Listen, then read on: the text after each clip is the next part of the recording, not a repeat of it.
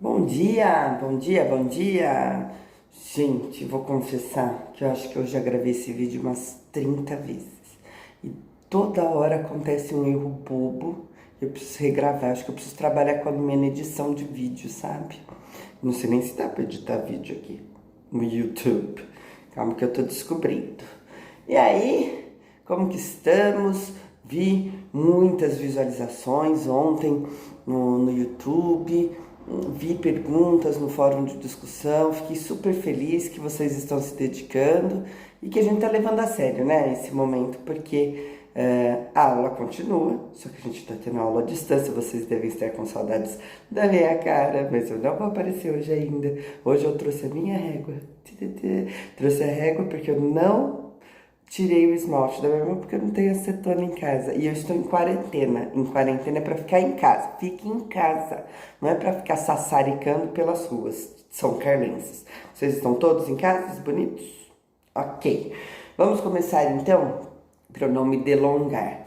Lá no fórum de discussão, então eu vi que houve algumas dúvidas, né? E eu tentei abranger o conteúdo da maneira mais ampla possível para tentar sanar eventuais dúvidas e até ir direto ao ponto daquela questão que me foi feita lá no fórum de discussão. Então, antes de mais nada, a pessoa me perguntou, foi uma menina, a diferença entre objeto direto e objeto indireto. Então, dá super para entender essa dúvida, porque ambas as funções, tanto objeto direto quanto objeto indireto, complementam o sentido de verbo, eles são complementos verbais. Então, como que eu vou então analisar e descobrir que aquele termo é um objeto direto ou um objeto indireto? Assim, olha, o objeto direto, ele vai se ligar ao verbo que ele completa o sentido diretamente, ou seja, sem auxílio de preposição.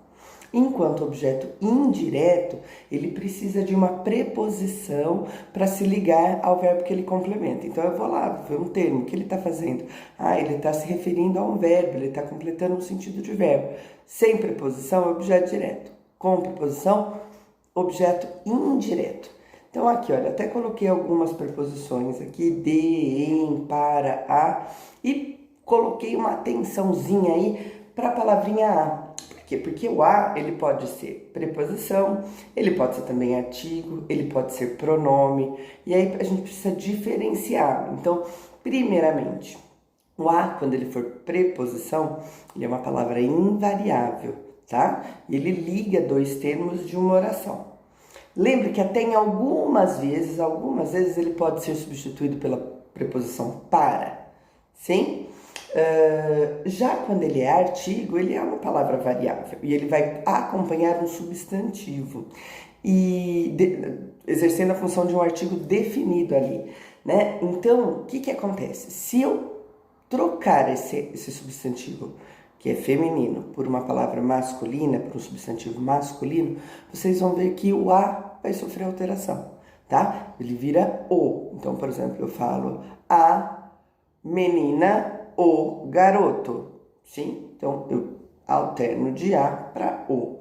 E o a, quando ele é pronome, que a gente quase não usa na linguagem falada, na linguagem informal, ele é referente a ela, né? A gente usa muito mais o ela, mas só em situações informais, tá? Porque ele é inadequado nas situações formais. Então, dito isso, vamos dar uma olhadinha nos exemplos. Olha aqui, nós não sabemos a resposta, todos acreditam em você. Primeiramente, a gente observa que aqui, olha, temos sabemos e acreditam. Ambos são verbos, né? Então, agora, como eu vou saber se isso é um objeto direto, objeto indireto? Vejamos esse de cima.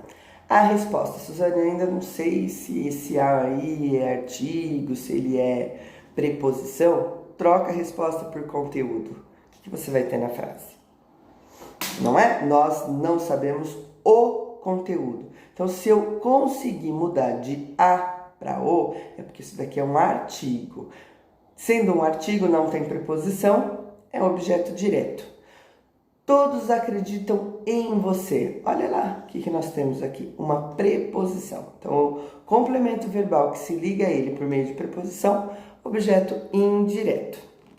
Surgiu também a dúvida entre objeto indireto e complemento nominal. E também consigo entender por que essa dúvida existe, porque são termos da oração que vêm ligados às palavras que eles completam por preposição. O objeto indireto, que a gente acabou de ver, e o complemento nominal. Mas aí é outro aspecto da frase que eu vou ter que prestar atenção, em outro aspecto, tá?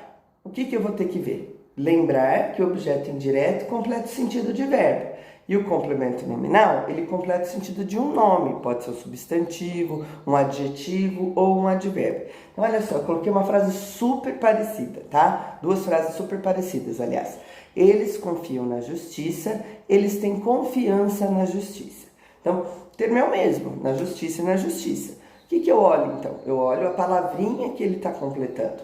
Aqui em cima, na justiça, completa a palavra confiam, que é um verbo. Se ele é um verbo, na justiça é meu objeto indireto.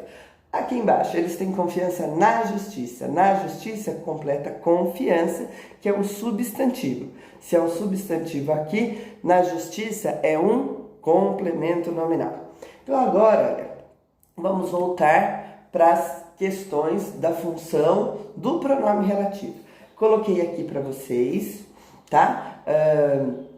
Os esqueminhas de como a gente acha, de novo, só para a gente revisar. Eu tenho que encontrar as orações, a principal e a subordinada, tem que separar a oração adjetiva, identificar o referente, substituir o pronome relativo que está na oração adjetiva por esse referente, termo antecedente, reorganizar a frase para que ela faça sentido e então analisar o papel do referente, porque o papel do referente é o mesmo do pronome relativo.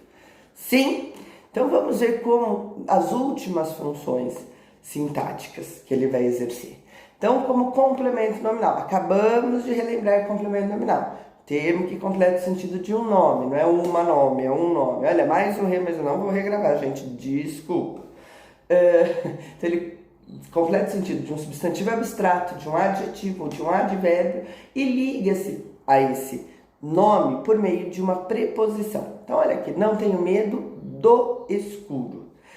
Do escuro é o complemento nominal da palavra medo. Então, quando a gente for montar a nossa frase da oração adjetiva e a gente perceber que o termo antecedente está completando o sentido de um nome, é porque ele é um complemento nominal. Olha como fica, então. São muitas as travessuras de que o garoto é capaz. Separando as orações, são muitas as travessuras, oração principal.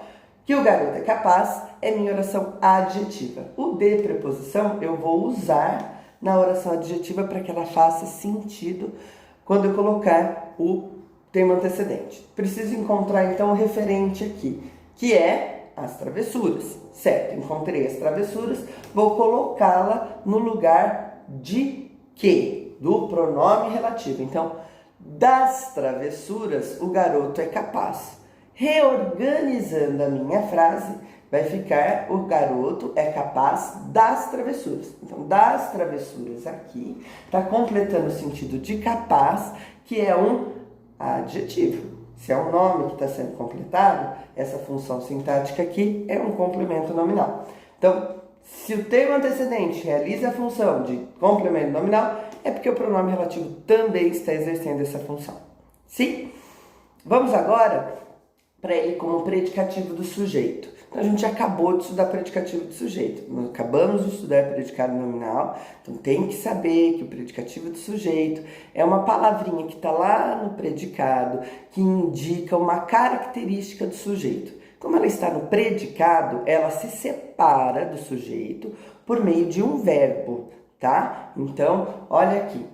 A vida é desafiadora. Então, desafiadora está falando do quê? Está falando da vida, está dando uma característica para a vida, certo? Só que ela não está do ladinho da vida, né? Ela está separada do termo a que ela caracteriza, aliás, por meio do verbo ser. Então, desafiadora exerce função de predicativo do sujeito. Como ele apareceria numa oração, né? Então temos aqui, admiro o grande homem que você é. Separa, admiro o grande homem, é minha oração principal, que você é minha oração subordinada adjetiva. Qual é o referente da oração subordinada adjetiva? O grande homem, sim? Então, vamos colocar o grande homem no lugar do pronome relativo e.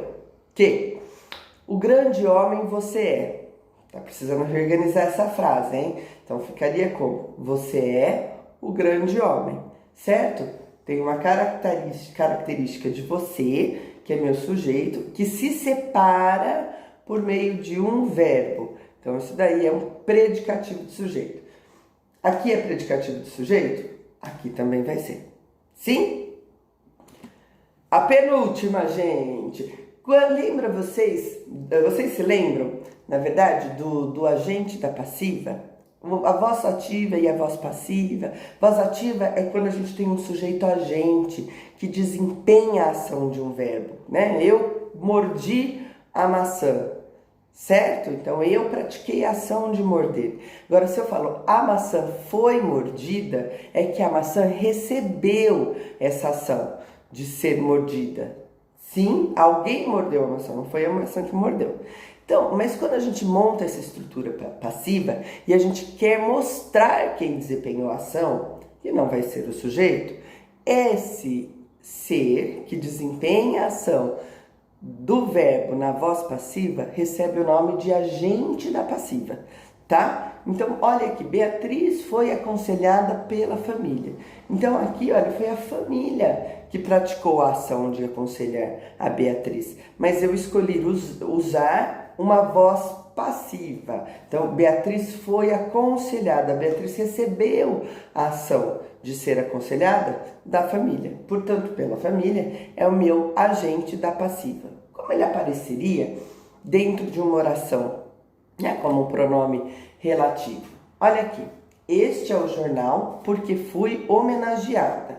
Separando as orações, este é o jornal, é minha oração principal. Que fui homenageada é minha oração adjetiva. O por, geralmente, muito frequentemente, é a preposição que acompanha o agente da passiva, tá? Só que ele pode se unir, lembra? Ao o, a, os, as, e vai sofrer uma transformação. Ele vira pelo, pela, pelos, pelas. Então aqui, olha, identifiquei, já que eu já estou mais rápido, que o jornal é o meu termo antecedente e vou substituí-lo por quê, né? Vou substituir o que por ele. Então, pelo jornal fui homenageada. Então aqui, eu fui homenageada e o jornal praticou a ação de homenagear. Tá? Quem pratica ação na voz passiva é o agente da passiva, tá? Tudo bem? Então, se aqui ele é um agente da passiva, aqui ele também vai ser. A última, o pronome relativo como adjunto adverbial. Então, lembra que o adjunto adverbial, acho que é a função sintática mais fácil, né? É aquela que nos apresenta circunstâncias de tempo, lugar, afirmação, negação. Olha aqui, quando eu digo os presentes estavam na cozinha me mostra onde os presentes estavam. Então, ele é um adjunto adverbial de lugar, tá? Vamos ver como ele se porta. Importante, para ser adjunto adverbial, não é só o onde, tá? O onde sempre vai ser adjunto adverbial, na oração adjetiva. Mas ele pode aparecer em forma de em que, ele pode indicar uma circunstância de tempo, ele pode indicar uma circunstância de lugar. Eu trouxe esse daqui para a gente ver. Veja a casa onde cresci. Então, as duas orações. Veja a casa principal, onde cresci, a minha subordinada adjetiva. O meu referente, a casa. Vou ter que colocar a casa nessa frase. Lembra que onde quer dizer em que? Dentro do onde aqui a gente tem a preposição em, e eu vou usar essa preposição, porque eu digo na casa cresci, certo? Na casa me indica um lugar. Quem indica circunstância de lugar é o adjunto adverbial. Então, se na casa é um adjunto adverbial, onde também será um adjunto. Gente, é o seguinte, vou finalizar porque já deram 15 minutos, mas eu vou disponibilizar para vocês na parte de trabalho uma listinha de fixação sobre pronome relativo adjunto adverbial, tá certo?